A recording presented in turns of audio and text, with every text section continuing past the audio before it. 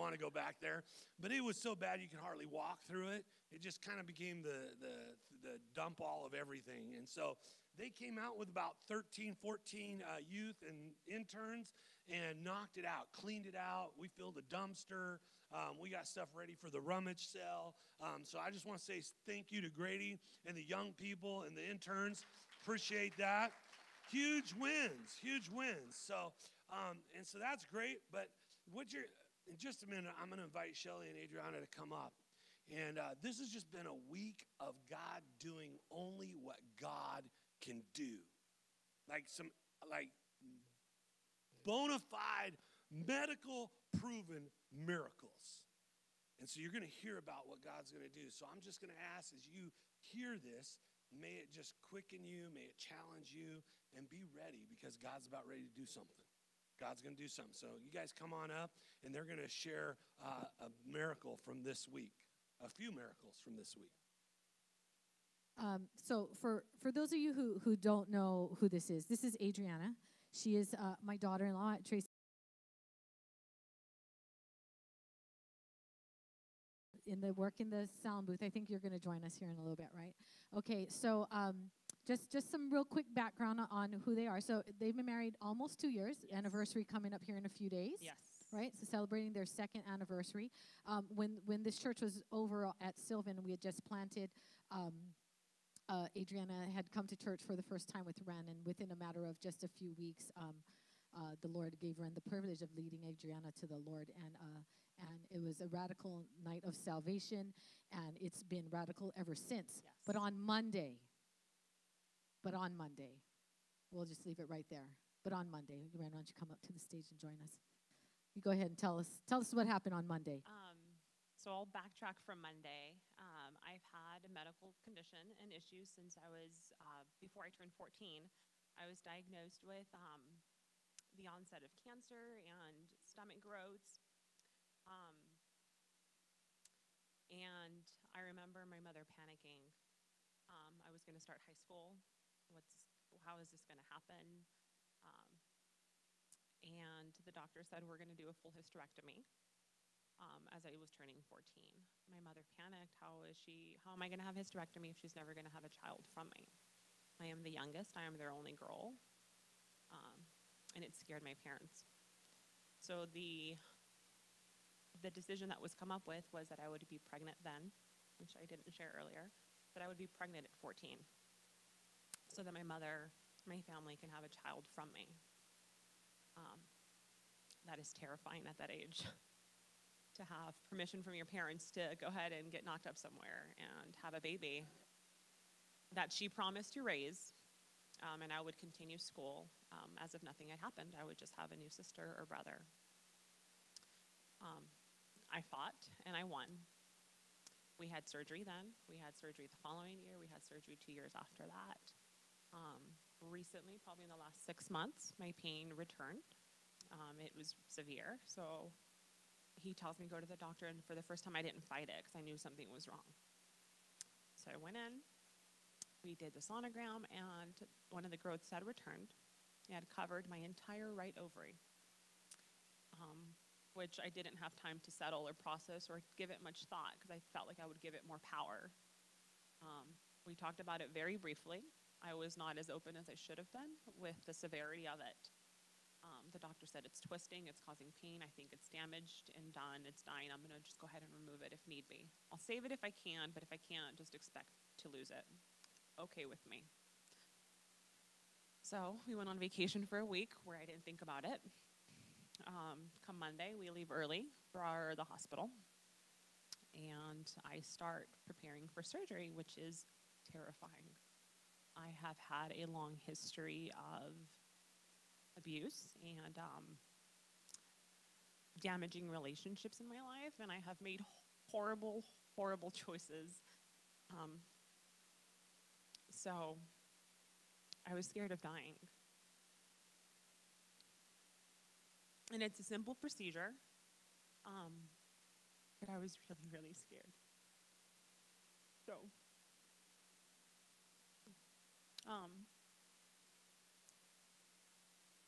we went in on Monday, and I was prepped for surgery. And I remember just this flood of fear of what's going to happen if I die. My husband can't live without me. So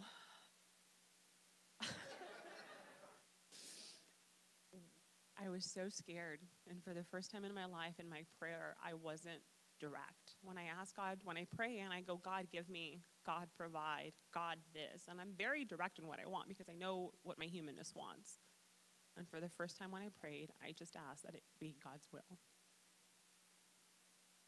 I surrendered it all. And with fear, I prayed with a repenting heart. And I say repenting because sometimes when I pray, I feel superficial. I pray sometimes like if somebody watching, if you could hear me, am I praying the right way? Is this how you say something? I'm strong in faith, but I lack that in knowledge of how to say things or how to come across as a good Christian or just a good woman at all. And for the first time, I just prayed with my heart and my soul that God let me come home. So that's going into surgery, right? Going into So surgery. that's going into surgery. So now Adriana has gone into surgery. I'm going to give you the microphone right here, okay? You'll take it. Okay, go ahead.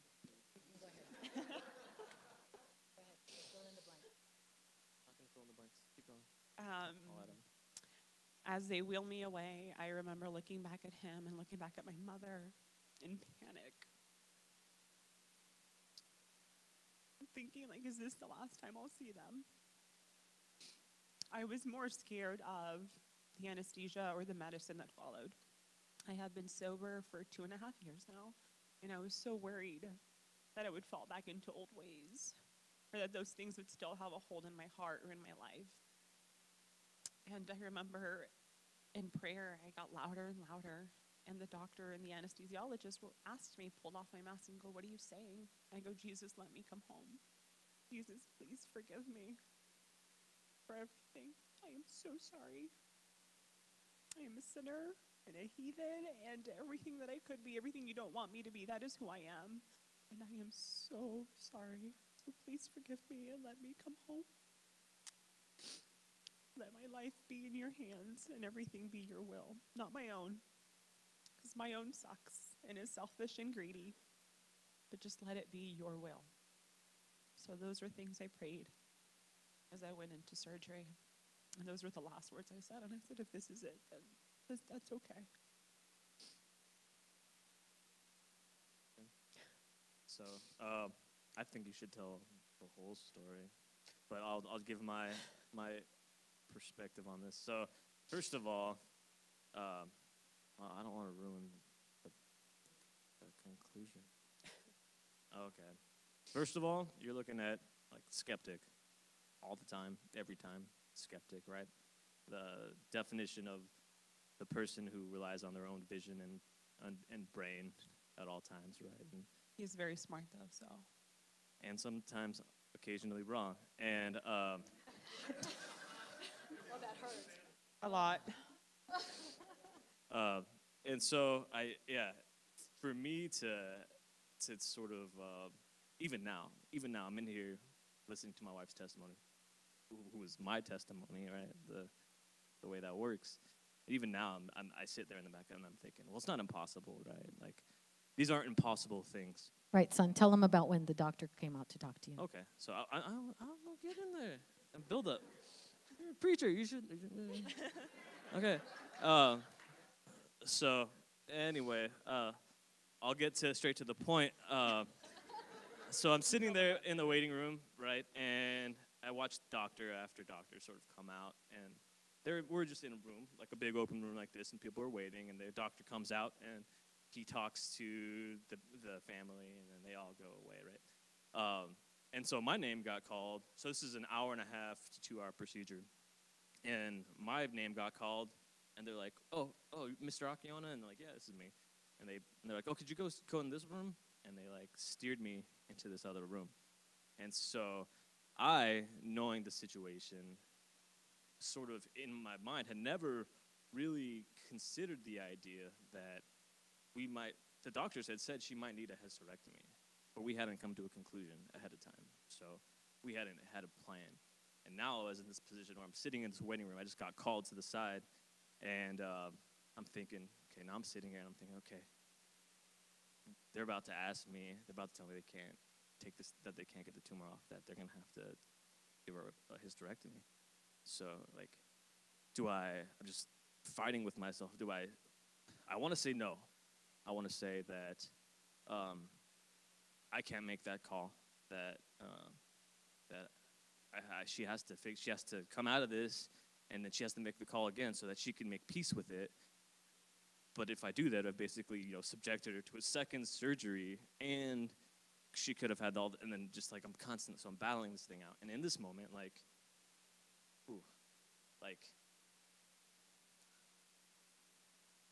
sort of felt, so I'm praying, right? Who wouldn't pray? So I'm praying, and God says, like, praying, and God's like, hey, I prepared you for this moment, right? This is what I've been preparing you for. You're fine. All right, so take a deep breath. I make my call. I'm ready for the doctor, right? I've come to peace with it. And so I'm like, okay, well, preparing before this moment, I know what's coming. That's fine. Right, that's God said, prepare for this moment. Get ready. And so the doctor sits down across from me and says, so we went in, we cut her open, and he showed me let me show you some pictures, and he showed me pictures. It's kind of gross, but I mean, it's beautiful, but like from the inside, everything is a little grosser. But he shows me, he lays these pictures in front of me, and he says, okay, this is her right ovary, this is her left ovary, uterus, everything. He's like, okay, uterus, no problems, right? Left ovary, no problems. And he shows me the pictures. I'm okay, yeah, like that's fine. And then they show me the right ovary, and he says, no problems. He says, nothing on it. There's nothing for me to take off of it. And I mean, I'm not understanding. So even now, I'm still like battling. Did I not? Like, he didn't say that. But then I look at his face, and like that says it all. Not that like, oh, this is a miracle, which is also, it shows honesty, right? But like, you're going to sue me. I could see it in his face. You're going to sue me because I just cut your wife open to take the tumor I took a picture of earlier, and there ain't nothing there. And so, like, there's that, like, so, like, you want to know honesty. Like, like, when the guy's like, you're about to sue me. I don't want to show you this. And so that was the case. I don't want to get too far out in front. We sort of, Adriana sort of told the G-rated version of this earlier today, and it was all butterflies and rainbows, which is beautiful, and there were lots of butterflies and rainbows. But truth be told, in this whole process, so I've never felt so not forsaken in my entire life. In that moment,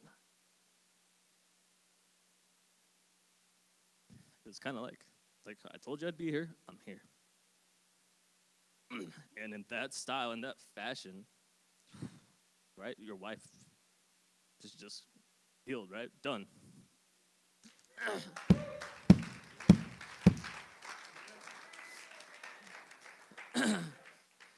So, like, I'm like on cloud 9. I'm like walking around the hospital. I'm not really sure what to do with myself. I'm processing the information. And then, never in my life have I felt that. People always say the enemy, right?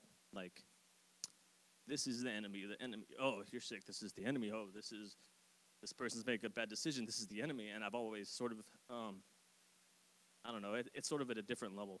But during this, just within minutes, like, I could feel, like, I just got a miracle of my life. It was just handed to me, the biggest blessing of my life.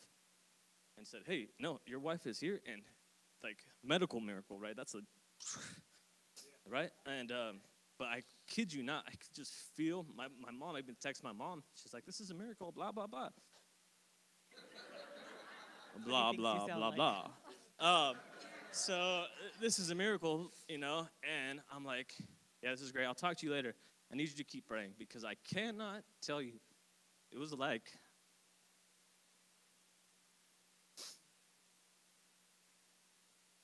you could feel just like on top of this place. I kid you not. It was like I could feel it in my hands.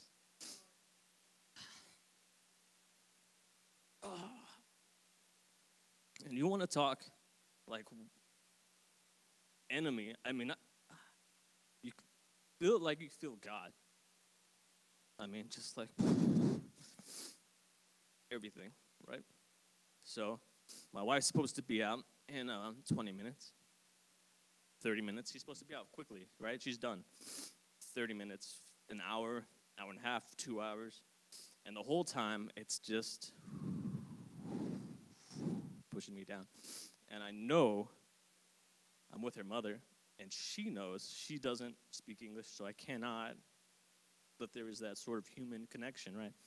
And we know, we can feel that pressure on top of us, and I can feel it, and I'm like, something is coming down on this, like you want to believe. And I didn't know. After about 2.5, it might have been 3 hours after this, I get called in the back, and now I'm like sweating bullets, right? And I walk into the back room, and it's like a scene out of the movie where you hear the hustle and bustle of the hospital, things clanking, and right? And then, boom, you take a step in there, and they see where you're headed, and it's just eyes, right? And so I walk into this room, and there's just eyes and silence, and I'm walking, and you can hear the footsteps. And I don't want to make it too dramatic, but this is really how it was.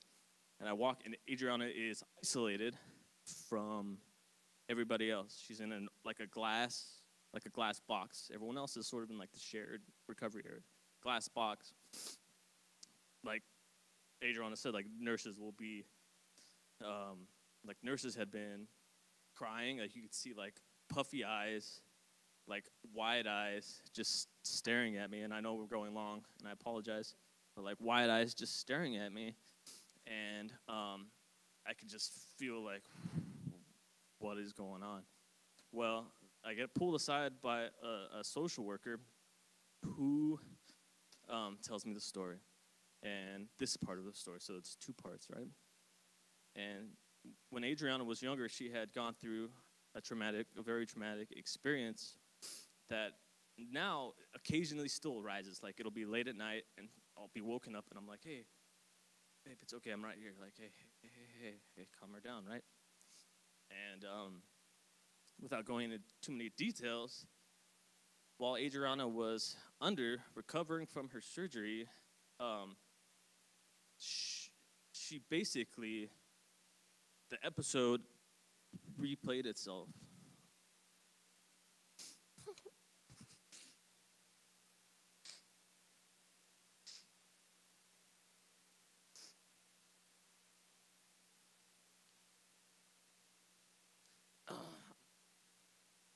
It's a happy ending story, by the way.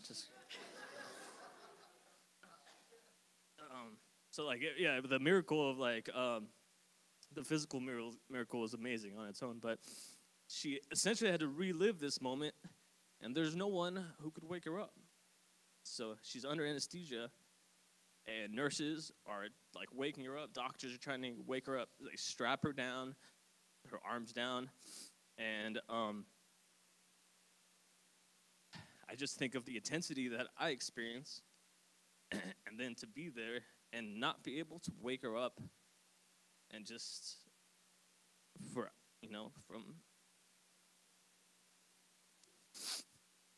without being able to break it up was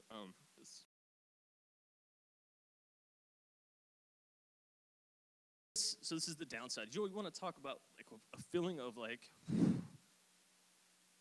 I kid you not, I cannot express the miracle followed by, I mean, you want to feel attack. I mean, and for me to say that, like, oh, you're under attack from the enemy. I mean, enemy attack. Like 1 bullet left. My wife is still recovering from this miracle. 1 bullet left in the chamber. No one can reach her. And there. And that's not where the story ends. So I was strapped down because the nurse said I was climbing out of my bed. I thought I had hit somebody because I woke up fully strapped to my bed. She said that I was climbing out of my bed and I was opening doors, physically opening doors, going up. And that I was asking God to let me come home. And in the nightmare that I don't recall, I kept saying that God made me and that man can't break me. And I remember her saying that. God made you, man can't break you. She was just repeating it with me.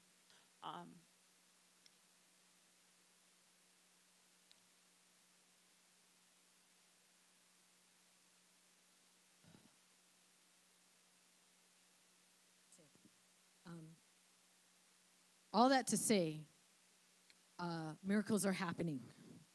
We are experiencing healing, and when we went that night to their home, we took dinner over there. Reyn and Adriana have encountered the God of the suddenly.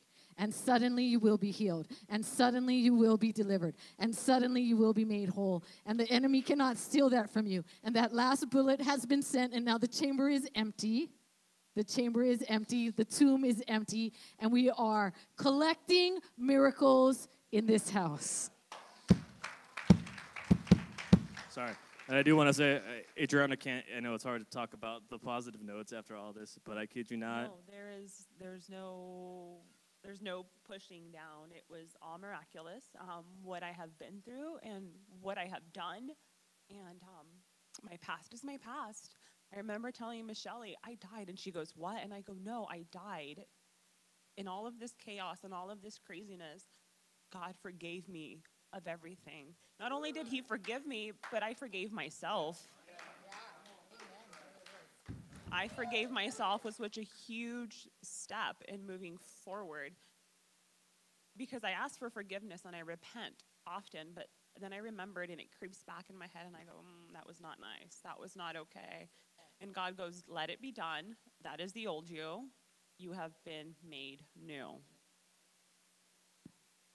So we're going to go back into worship right now. Do you have anything else you want to share? You're good. Okay, so everybody stand on your feet for a second.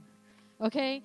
Miracles are and should be commonplace among the family of God. Okay? We have other miracles that have been happening. Miracles of provision, miracles of healing, physically, financially, spiritually, emotionally.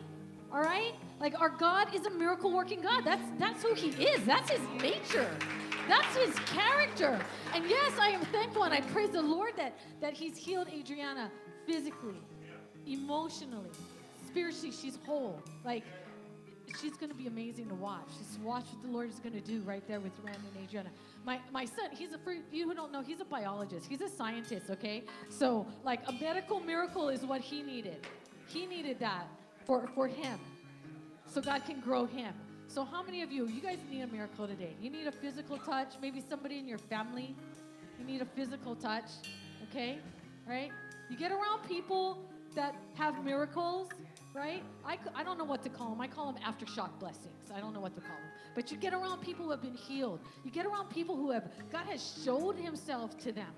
He has done wonders, just miracle signs and wonders. Get around people like that. We have Adriana in the house this morning. I'm going to ask Adriana and Reyn, as we go into worship, we can start whenever you're ready. As we go into worship, to come down, and prayer team, if we have people here to pray, would you guys come down? If you need a healing, if you need a touch, I don't care if it's physical, maybe it's in your mind, maybe it's something in your heart, you got to reconcile something with God. This is the time. So if that's you, come down to the altar. We have people here that will pray with you. Adriana will be down here. I've asked her to pray. I want her to pray for me. I want to stay healthy. Father, we give you praise this morning. Have your will be done in our life, God.